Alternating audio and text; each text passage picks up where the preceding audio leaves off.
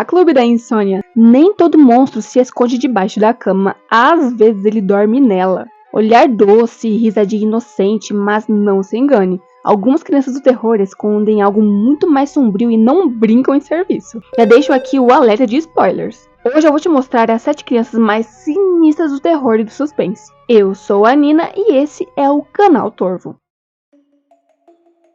Além da própria entidade demoníaca, absolutamente todas as crianças desse filme conseguem ser bem sinistras. O Ellison é um escritor de livros policiais, com um pezinho no terror. Ele se muda com a esposa e com os 2 filhos dele para uma casa marcada por uma sequência de assassinatos brutais, todos registrados em filmes caseiros. E aqui vem o detalhe mais bizarro. Quem comandava todos esses crimes não eram os adultos, mas sempre as crianças da família. Elas executavam tudo com uma frieza assustadora e depois simplesmente sumiam, como se elas fossem puxadas para uma realidade paralela sombria.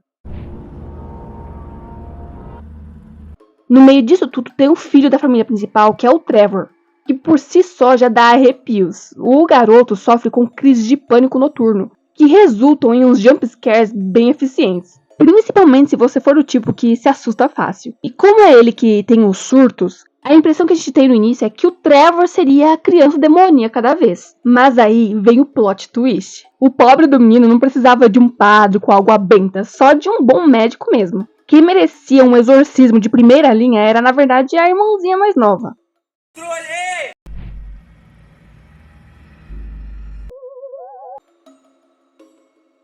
Depois que o pai da Lily e da Victoria surtou de vez e tirou a vida da mãe delas, e ainda tentou fazer o mesmo com as meninas, um ser sobrenatural apareceu e deu fim nele.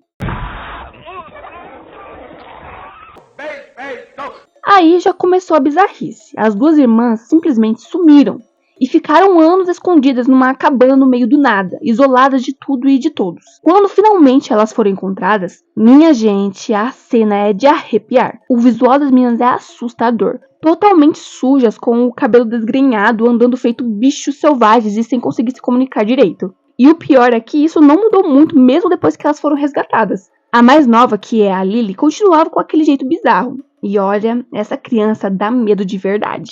Principalmente porque ela estava sempre ligada àquela presença sombria que elas chamavam de mama.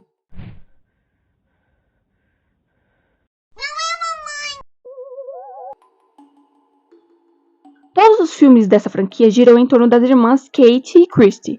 E no terceiro a gente volta no tempo para ver a infância das duas. É aí que a coisa começa a ficar ainda mais sombria. A Christy, que é a mais nova, começa a conversar com um amigo imaginário, que ela chama de Toby. No começo todo mundo acha que é só coisa de criança mesmo, nada demais. Mas aí começam os acontecimentos bizarros, brinquedos que se movem sozinhos, portas que abrem e fecham sem ninguém por perto, e a menina cada vez mais estranha. Aliás, antes que a luz pisque e o Toby apareça atrás de você, já garante aí o seu like assombroso e a sua inscrição. Porque aqui, quanto mais gente no Clube da Insônia, melhor. Continuando, as câmeras que o padrasto instalou na casa registram cenas de dar arrepios. A Christy correndo, brincando como se o capiroto fosse o colega de escola dela. E tudo isso de madrugada, no absoluto escuro. E ela até começa a observar as pessoas da casa dormirem por horas. A mãe, é claro, não acredita em nada, até ela presenciar com os próprios olhos. Aí não tem mais como negar. Agora acredita! E depois disso, todos eles decidem ir para a casa da avó. E é lá que acontece a cena mais assustadora envolvendo as duas. É revelado que a avó fazia parte de um culto e precisava justamente da neta mais nova para completar um pacto sinistro. No final, a gente vê as meninas com rostos deformados e soltando risadinhas perturbadoras, logo depois da morte da mãe e do padrasto.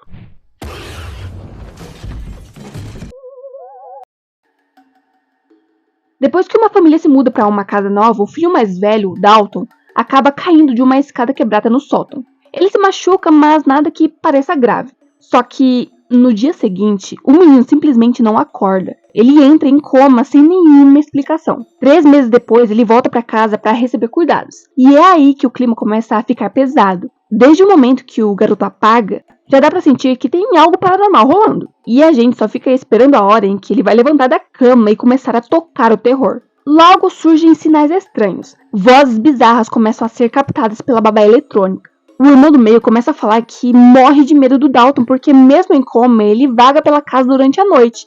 E é claro que ninguém acredita de primeira. Até porque é uma criança, né? Ninguém dá ouvidos à criança. Até que uma médium entra em contato com o Dalton. E ele pede ajuda, desesperado. É nesse ponto que o garoto finalmente se levanta. Mas não do jeito que os pais sonhavam. Ele começa a jogar móveis e gente pelos ares, possuído por uma força sobrenatural, sendo usado como marionete por uma entidade maligna.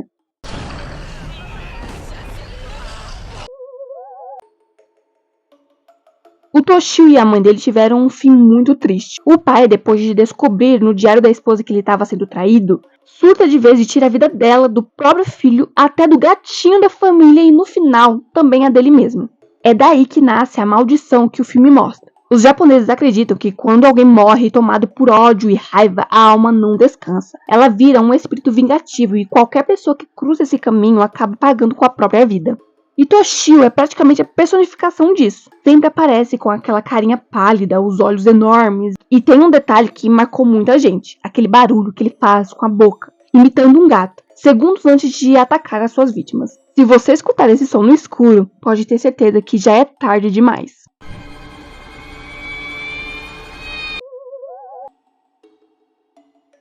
A Alessa não é só um rosto assustador, não. O passado dela é pesado e bem sombrio. Ela nasceu de um relacionamento fora do casamento e a mãe nunca revelou quem era o pai dela. Por causa disso, a tia fanática via ela como um verdadeiro pecado encarnado. Na escola, a vida da menina também era um inferno. Ela sofria bullying, foi abusada e, para piorar, acabou sendo vítima de fanatismo religioso. Acusaram ela de bruxaria e queimaram ela viva. Só que ela não morreu. Ficou gravemente ferida, mas respirando. E é nesse ponto que a coisa muda de figura. Porque a Alessa ficou cheia de medo e de ódio. Ela despertou com poderes sobrenaturais e criou 2 universos paralelos, o mundo da neblina e o outro mundo. É pra lá que ela arrasta todos que fizeram ela sofrer, condenando cada um a pagar de forma brutal. Esses mundos são povoados por monstros grotescos, criados por ela mesma. E as mortes que acontecem ali não são nada sutis. São extremamente gráficas, cruéis e grotescas. Tô pegando fogo. Essa é outra personagem interpretada pela mesma atriz que fez a Alessa. Pois é, parece que os diretores perceberam rapidinho que a atriz tinha o dom de interpretar crianças assustadoras. No caso 39, ela interpreta a Lily, que no começo parece só ser uma menininha indefesa, que sofre muito nas mãos dos pais biológicos. A Emily, que é uma assistente social com um coração mole, sempre são os bons que se lascam, né? Fica sensibilizada e resolve ajudar. Mas, coitada, depois de um tempo com a garota, ela se arrepende amargamente. É aí que a verdadeira face da Lily aparece. Ela começa com uma tortura psicológica pesadíssima. Eu não estou suportando mais. E pra piorar, ela tem poderes paranormais. Ou seja, ela não é só uma criança problemática, ela é uma entidade horrenda. A Lily consegue manipular a realidade e transformar os maiores medos das suas vítimas em algo real. E o pior, ela faz com que elas próprias tirem suas vidas, sem nunca sujar as mãos dela, sem levantar nenhuma suspeita, até porque quem ia desconfiar desse anjinho? Sai da minha casa agora! Não. Grita comigo! Me conta aqui embaixo qual dessas crianças você acha mais assustadora. E fique à vontade para mencionar outras que eu não coloquei aqui nessa lista. Muito obrigada por assistir. Não esqueça de se inscrever para fazer parte do Clube da Insônia. Ative o sininho para não perder nenhum conteúdo. E até a próxima.